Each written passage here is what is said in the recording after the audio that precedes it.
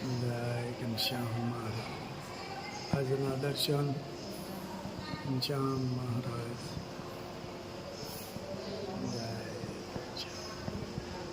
Good morning Gulabbhai. Jai Swaminarayan. Good morning. જય સ્વામિનારાયણ. જય શ્રી રામ. જય શ્રી કૃષ્ણ. હવે બધાને મારા જય સ્વામિનારાયણ, જય શ્રી કૃષ્ણ. કાલે કમેન્ટ આવી હતી કે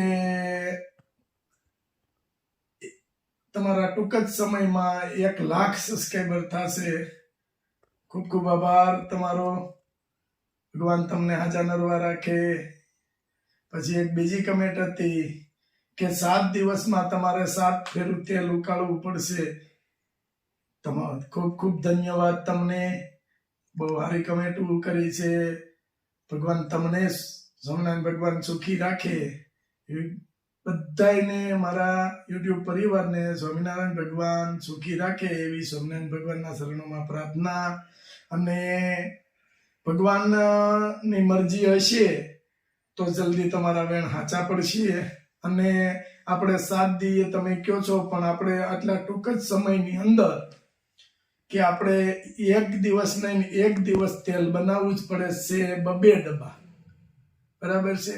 એટલે ના તમારી વાત સાચી છે. અને ખૂબ જ સરસ રીતે આપણું ચાલે છે. રિવ્યુ બહુ સારા આવે છે. અને મારો યુટ્યુબ પરિવાર જેટલો મને સપોર્ટ કરે છે ને એ બધાને ખૂબ ખૂબ આભાર. લાખ સબસ્ક્રાઈબર થાય ન થાય એ તો ભગવાનના હાથની વાત છે. અને રોજ ધીરે ધીરે વધે છે. પણ મારો યુટ્યુબ પરિવાર મને સપોર્ટ આટલો બધો કરે છે ને એનાથી મને ખૂબ આનંદ થાય છે. અને ખૂબ રીતે મને આમ કહે છે કે ઓલી કહેવત નથી કે ખીલી ખટકો નથી થવા દેતા. એવી રીતે તમારો બધાનો ખૂબ ખૂબ આભાર. લાખ સબસ્ક્રાઈબર ભગવાનની મરજી હશે તો થઈ જશે. બરાબર. અને મારો યુટ્યુબ પરિવાર કે આટલો મને સપોર્ટ આપે છે અને બધા જોવે છે આપણું, એ મારા માટે લાખ સબસ્ક્રાઈબર કરતા વધુ છે. બસ મારે આ જોઈએ છે, બધાનો પ્રેમ જોઈએ છે. બરાબર. અને એવું નથી કે લાખ સબસ્ક્રાઈબર થઈ જાય કે ન થાય, એ વાત ભગવાનના હાથમાં છે. પણ જે તમે જોવો છો ને એ મારા માટે લાખ સબસ્ક્રાઈબર કરતા વધુ છે, ઓછું નથી.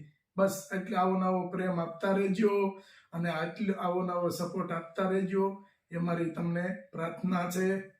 અને ભગવાન તમને બધાને સુખી રાખે, સુખ શાંતિ આપે. ધન્યવાદ. જય સ્વામિનારાયણ.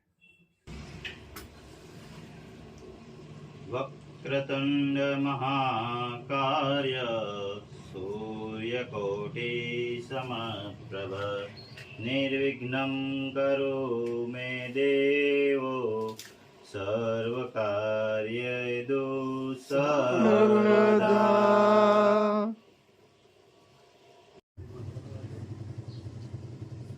ગુલાબ એમને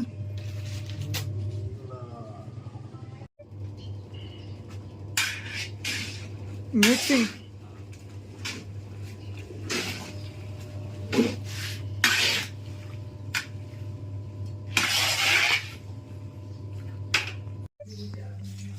ઔષધિ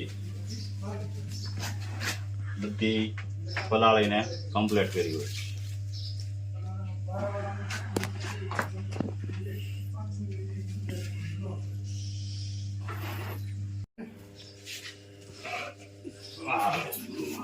જય ગણપતિ બાપા.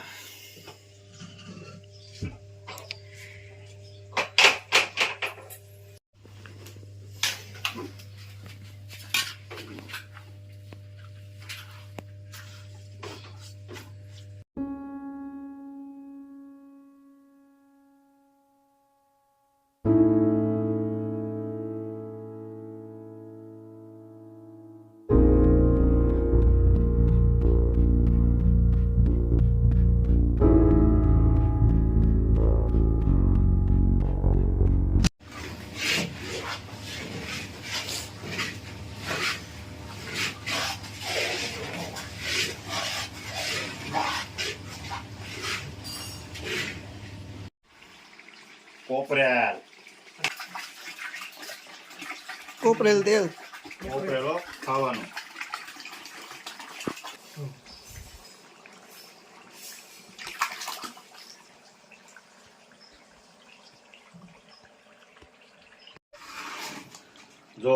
ઔષધિમાંથી હવે તેલ છૂટું પડતું જાય છે અને ઉપર આવી ગયું તેલ બધું. જો આ ઔષધિ તેલ મૂકી દીધું, હવે બધું તેલ ઉપર આવી ગયું.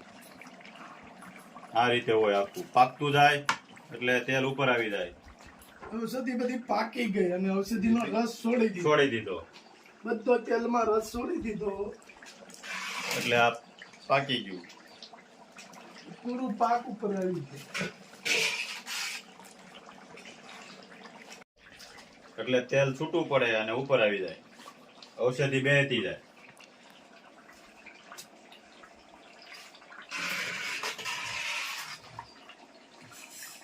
તો તેલ કમ્પ્લીટ થઈ ગયું છે અને ઉતારી લીધું.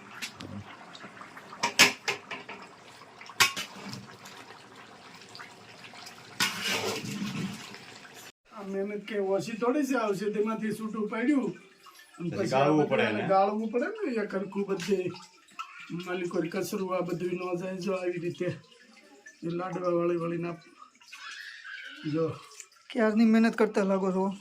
મહેનત તો ચાલુ જ હોય. મહેનત ચકત ચાલુ હોય અને મહેનત હોય તો જ આ મહેનત રંગ લાવી કહેવાય. જો આ રીતે બધું ગાળીને કાઢીને એવી રીતે લાડવા કરવા પડે. આને આવી જાય આપણે મશીન થોડુંક સેટિંગ થઈ જાય ને પછી મશીન આવી જાય પછી સીધું જ મશીનમાં નાખીને એટલે કમ્પ્લેટ થઈને બારું આવશે. રિફાઇનરી થઈને કમ્પ્લેટ.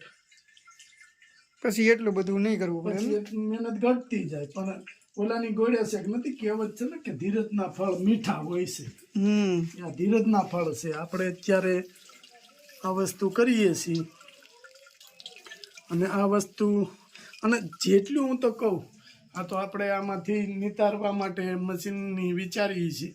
બાકી જેટલું આપણા હાથથી થાય ને એની જેવું એકેય નહીં. જેટલું હાથથી થાય જાત મહેનત એ જ. બાકી તો નકર આમાં તમે માણસો રાખ્યા હોય તો એને થોડું હોય કે આ બધું આમાંથી નિતાર લેવાય. એમ એ તો આવી રીતે આમ કરી અને આવી રીતે આ મેકી અને વૈયા જાય. પણ આપણે વસ્તુ સારી બનાવી છે, એક નંબર બનાવવી છે અને બધાયના રિવ્યૂ બહુ સારા આવી ગયા છે. એટલે કોઈનું દિલ ન તોડાય. આપણે એવી વસ્તુ બનાવવાની કે નહીં બધા એક આપણે વિશ્વાસથી આપણી પાસેથી ખરીદી કરે છે તો એને વિશ્વાસ અખંડ રહેવો જોઈએ. વિશ્વાસઘાત ન થવો જોઈએ. વિશ્વાસઘાત ન થવો જોઈએ. અને આપણો લક્ષ્ય એ છે. બરાબર. જય સ્વામિનારાયણ. એ મેલોડીમાં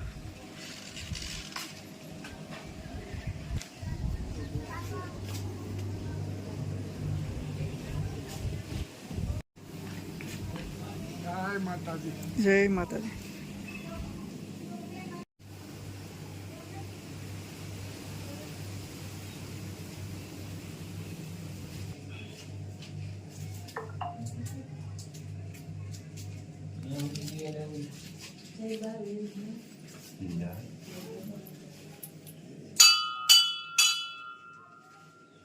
જય મેલડીમાં. જય મા ભગવતી.